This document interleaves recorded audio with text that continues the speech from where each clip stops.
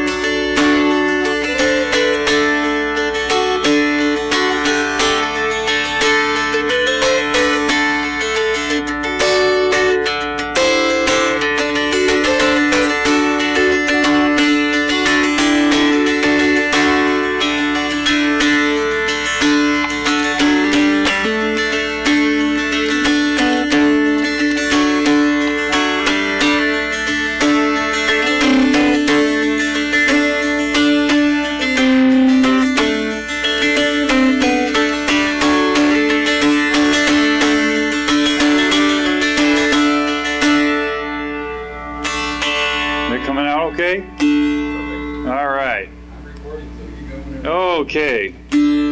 Well, my name's Jerry C. Rockwell, and I'm a longtime musician and kind of a part-time web developer. That's kind of why I got into this whole technology conference thing.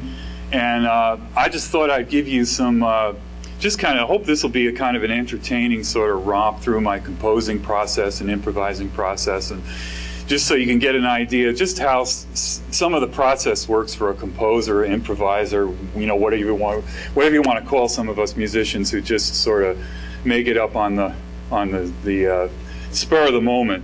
I've had my training at Ohio State University School of Music, Department of Jazz Studies. I was a jazz guitar major back in, well, I graduated in the winter quarter of '89, and great experience, but still at the core, pretty much a folk musician. I've built these dulcimers.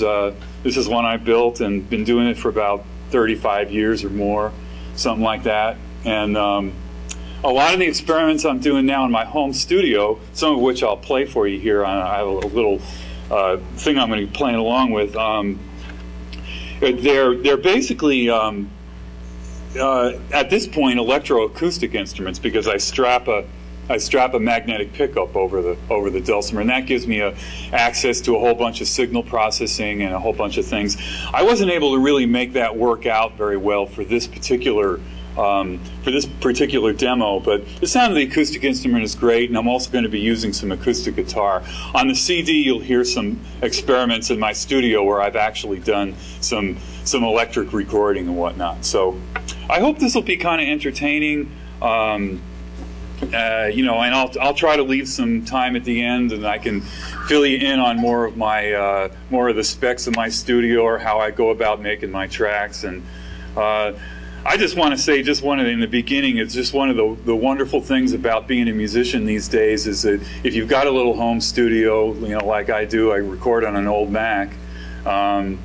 You know, every day is a chance to make another kind of CD of ongoing process work. So music, for me, is very much a process. And I've got now, since I've been up and running with my current studio for about, probably 6 months, something like that, I can see day by day, week by week progress for what I'm doing, you know, so I can really see music as a process. And I as I say, I hope I can give you some insights into that. Most of the stuff I'm going to be doing, a lot of the stuff I'm going to be doing and playing around, is what I consider really groove-oriented music, where I take a very simple structure, like one of the ones I'm doing is Skip to My Lou, you know, the simple folk tune everybody knows, you know, Skip to My Lou, my darling, you know, well-known folk tune, but I just totally transformed it to take it into something, a completely different area, and just to give you an idea of some of the rhythm behind it.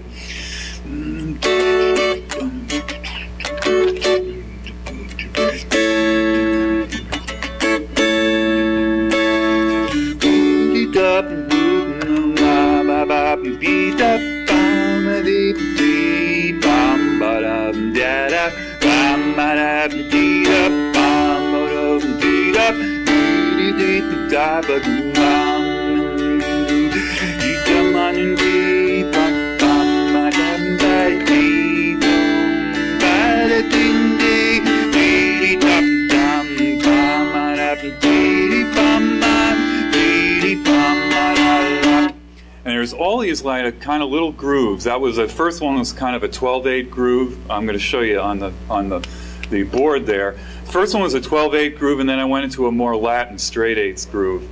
And the basis of all this stuff, I better go over to the board here. Let's see now. Okay, great.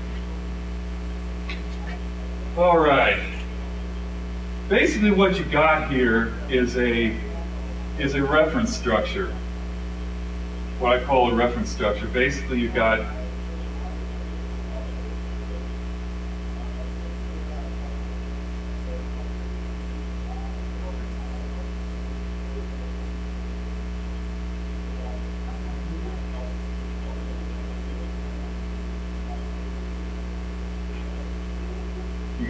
basically two measures on a D chord, and then two measures on an A7 chord, back to two measures on D, these are just slashes, just basically quarter notes, 4 beats to a measure, another mat, 2 on D, and then you wind up coming back home, you go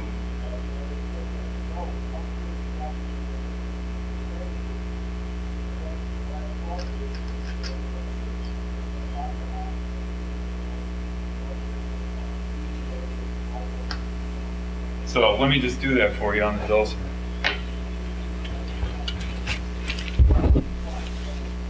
If I want to do something, if I just want to emphasize, which you'll hear somewhat on the recording too. Just want to emphasize 2 and 4.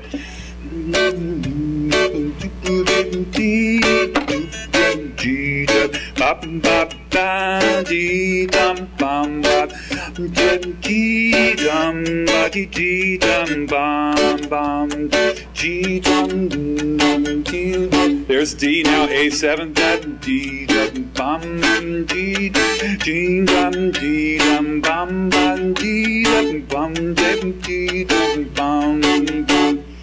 Okay? And that was a straight eighths feel. I'm going to keep this is one of the things you can come away with here is the difference between a 12/8 or a kind of a swing feel and what I just did there, which is straight eighths. The straight eighths is basically you have every beat is divided into 2 equal points. So you got 1, 2, 3, 4, 1 and 2 and 3 and 4 and it's very binary. The beat is, you know.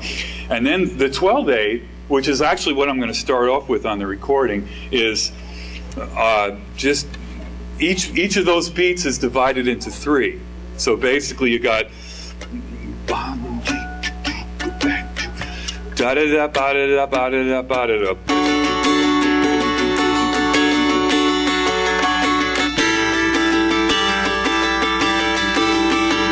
A little faster. Little syncopation in there. Beat it up, dum ba dee dum, dee ba da ba dee da ba da bum, dee ba da ba dee dee dee bum, dee ba da ba ga dee bum. Syncopations add a lot, especially in swing. Dee ba dee da ba dee bum, doo la doo doo doo gum dee bum dee doo doo gum dee doo da ba dee da. You can make with syncopations. Syncopations basically just bringing in a beat like a half beat early is all it is. I won't go into too much detail, but let me get the tape going. And what I generally do on a lot of my multi-tracking is I'm a very avid guitar player as well as dulcimer player. What I like to do is play either electric or acoustic guitar. Again, if we had the electric working right with some of the technical details, I'd probably be playing that. But the acoustic will work in a pinch. And let's see how we're doing here. Okay.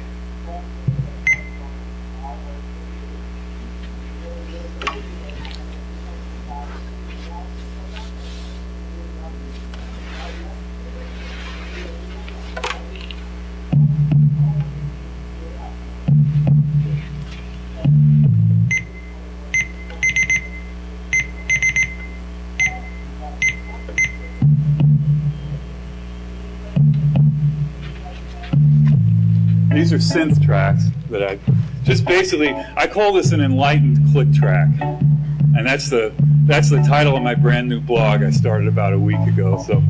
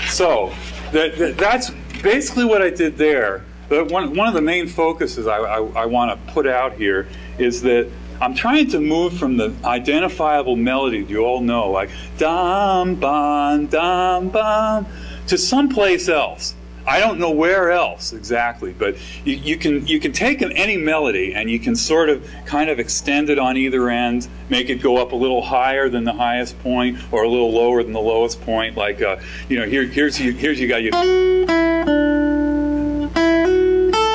So I can go.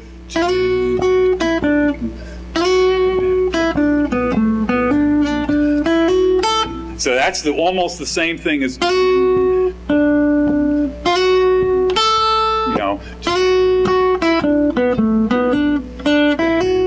But I'm moving around the beats some. That's important. Rhythmic displacement of the melody is some. And then just like, you know, like I say, extend it, you know, noodling, whatever you want to call it. But so one of those things that's nice, if you can keep the landscape of the melody so everybody sort of identifies it, has something to hang their hat on. You know, I think that's really cool.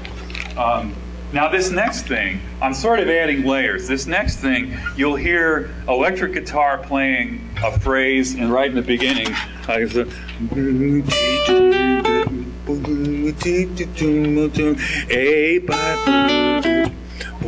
and those little phrases go throughout the whole thing, and it gives me a chance, it ties the whole thing together. I can play the melody, and I can also sort of weave off. Let's see what this one sounds like.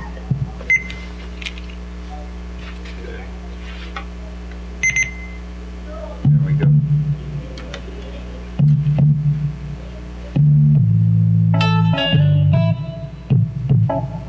Well, this is the complete one.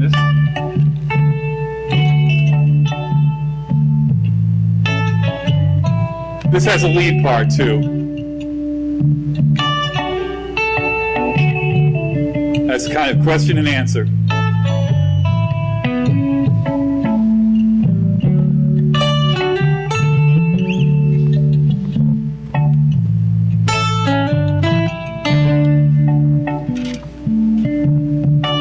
Here's a third dialogue.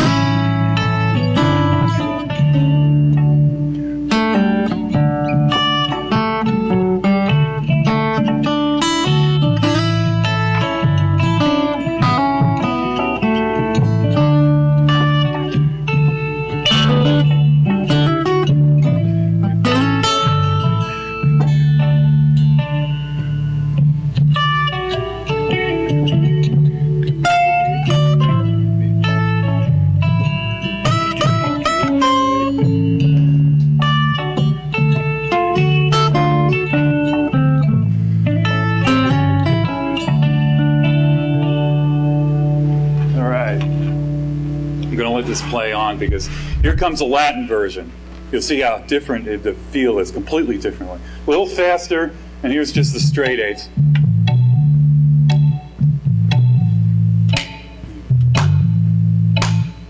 Here's the 2 and 4. It's always fun just to get geography of the measure.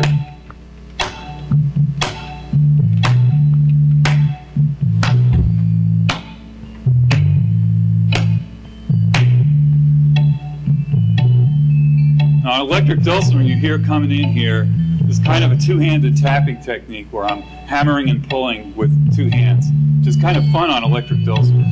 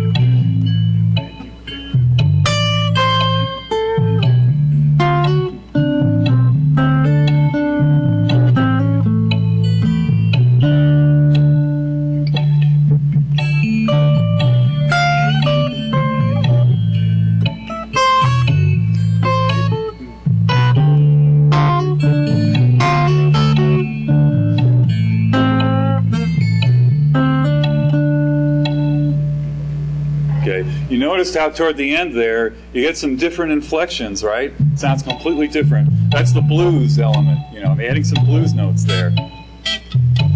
There's some little electric dulcimer sort of doing these little chops. Same tracks, I'm just kind of building layers now, taking it someplace.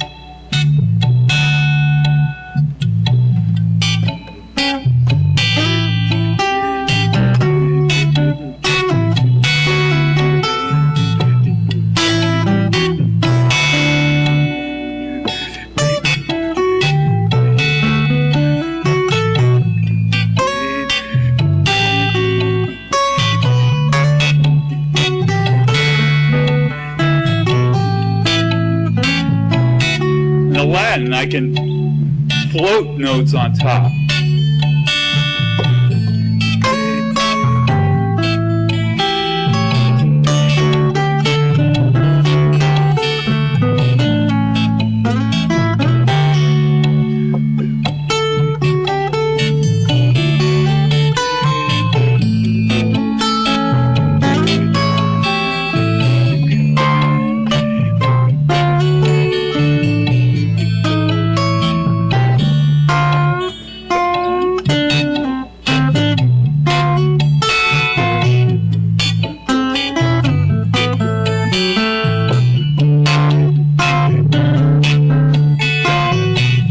Very little elements of the original tune left now.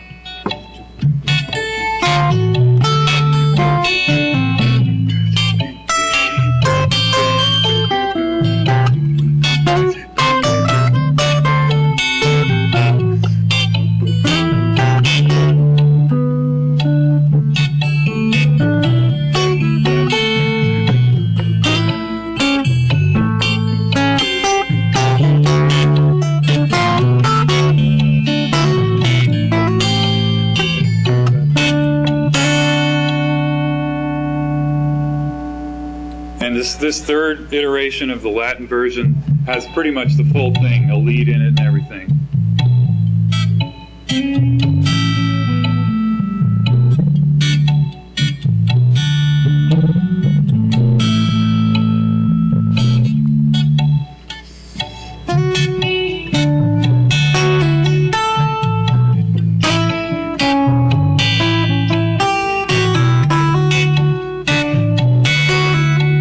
Doubling now in the electric.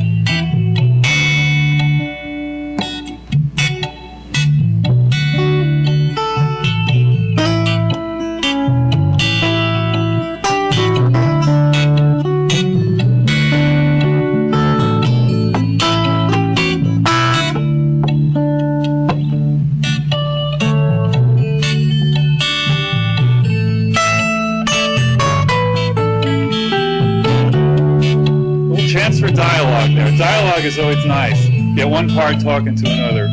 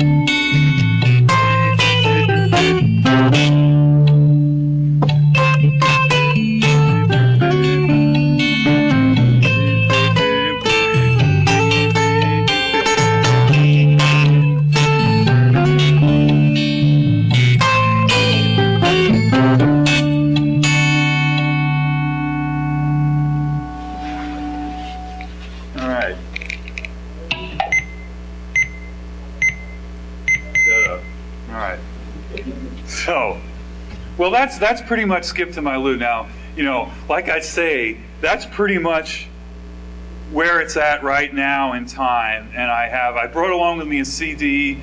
I got a stack of CDs that I made, basically an April 8th special, you know, CDs that, you know, if you're interested, I got them for sale. And basically, it's a retrospective of a lot of older stuff, some pure synth work. It's got this stuff on it that you're hearing here, the complete versions, not the built-up stuff that I did, but the complete versions, and just a whole bunch of really pretty wacky stuff that I've done over the years that, since I played for a lot of folk audiences, there's no way they can relate to most of that stuff, but maybe some of you folks might get off on it. I still enjoy listening to it. You know, a lot of stuff I go back and listen to, I think, what was I thinking then, whatever, but some of this stuff it's pretty interesting, I think. Okay, I want to leave enough time for questions and stuff. I got another big bunch of tunes here. This sort of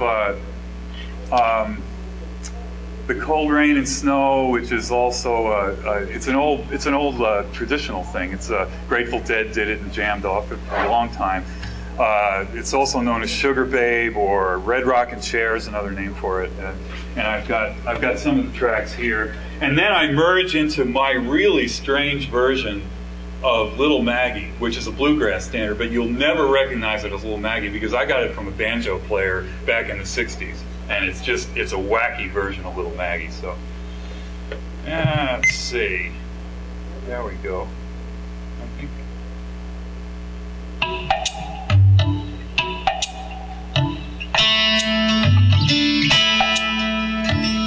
There's the acoustic dulcimer there.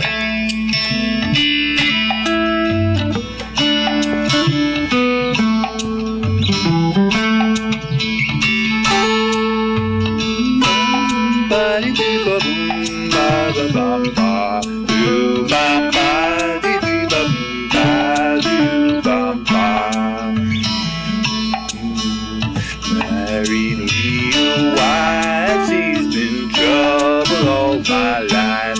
Run me out in the cold rain and snow. Rain and snow, oh, rain and snow. Run me out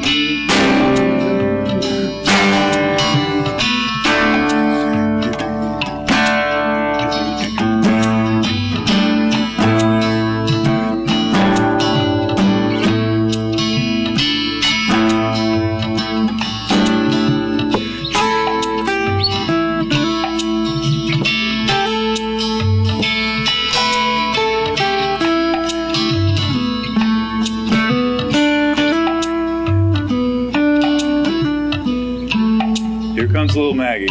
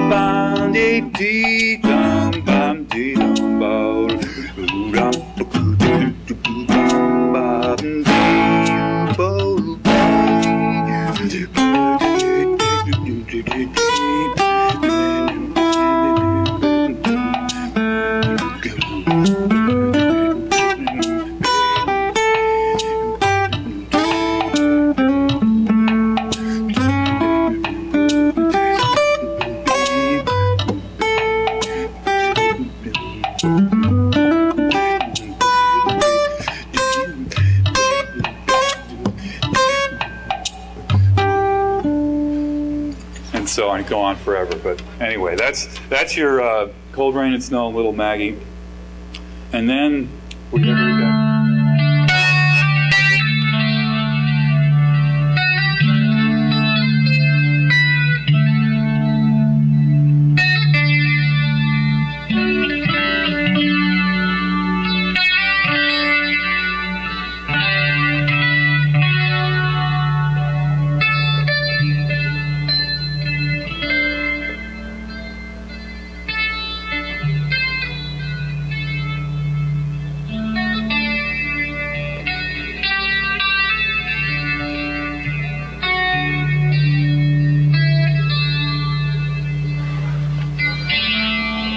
This is just an example of electric dulcimer. This is this same dulcimer with the pickup strapped on it.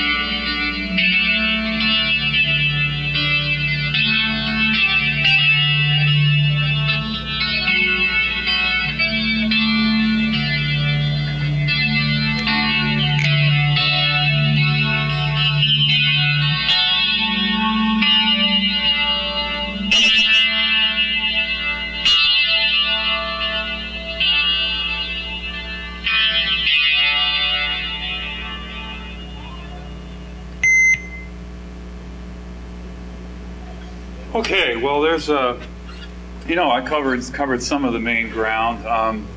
you all have any questions or any comments, or I can provide you with some details about how the percussion tracks are recorded and all that. I'll be able to go into as much detail as you want. Yeah, go ahead.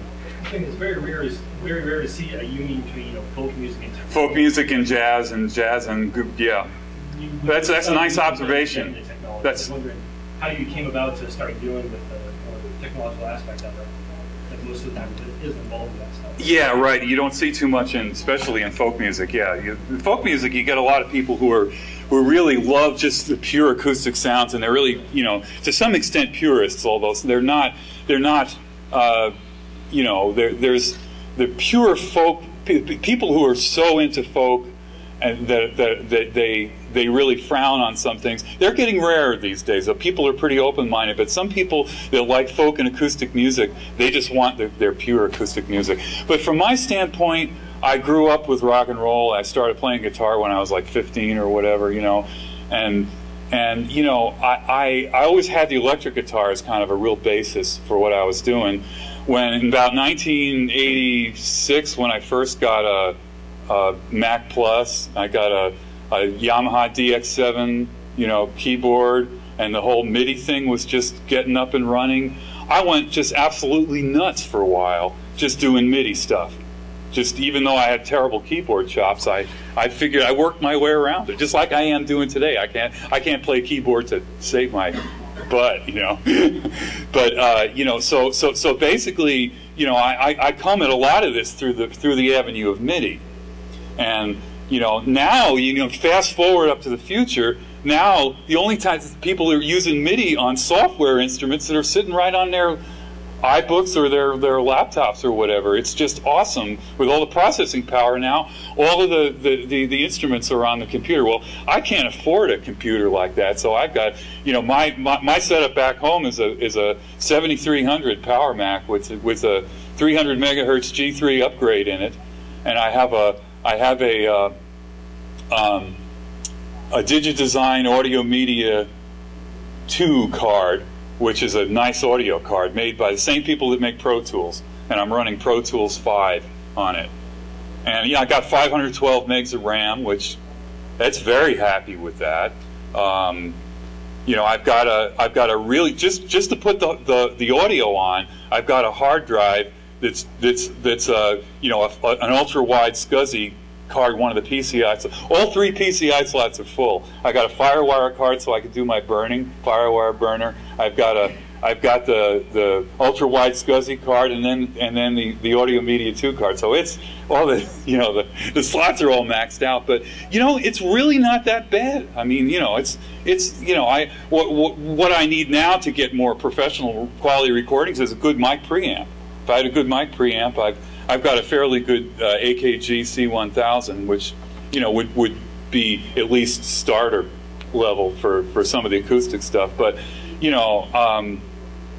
it's a good question about the interface with the technology, but it just goes on and on. I just weave in and out of of that stuff.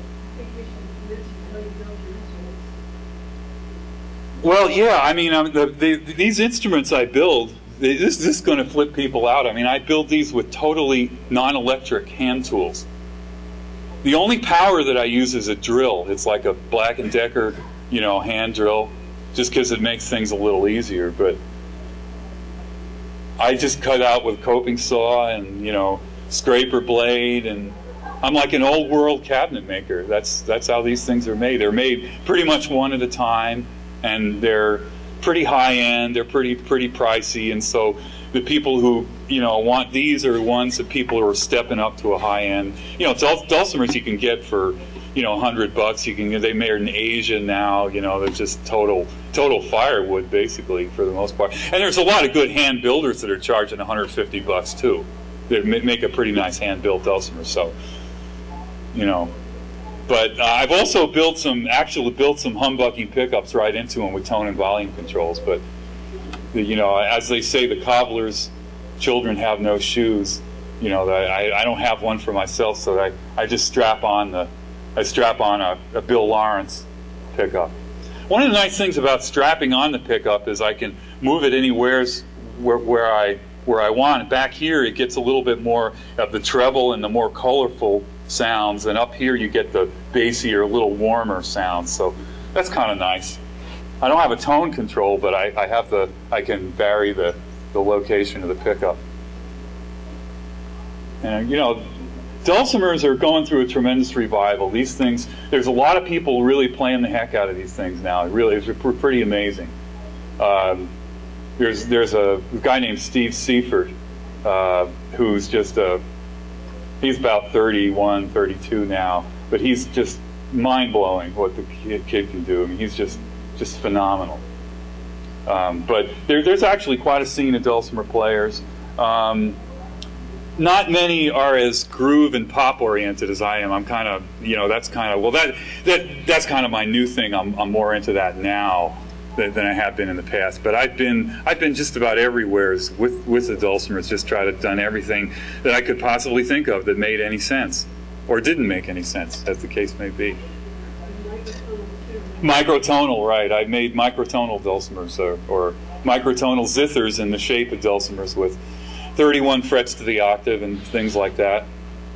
That's nice for academic purposes, and you know, audiences really they really like the idea of it, but somehow, huh? What is Microtonal is basically when you have, like, you know, you have basically on a guitar you have 12 frets to the octave.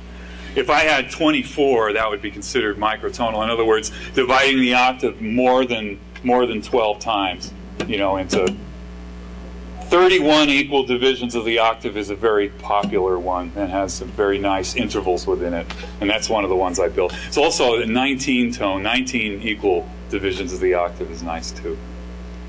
How long does it take you to make? What, one of those? Yeah. Probably about a week.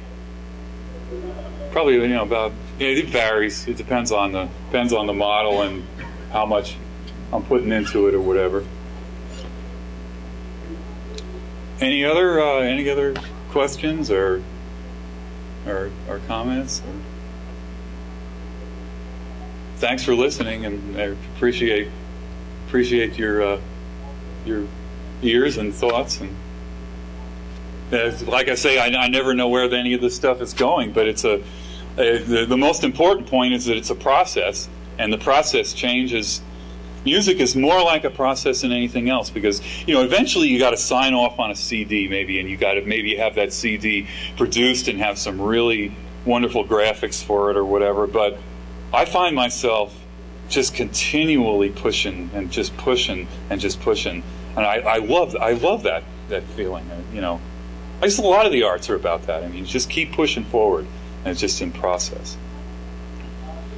Well, you know, if you want, you can talk to me anytime. I'll be around tomorrow and stuff like that. And if anybody's interested in cascading style sheets, I'm studying for the past 2 or 3, 4 years. I've been studying very heavily, and looking forward to seeing Eric Meyer's presentations and stuff like that. But anyway, thanks for coming.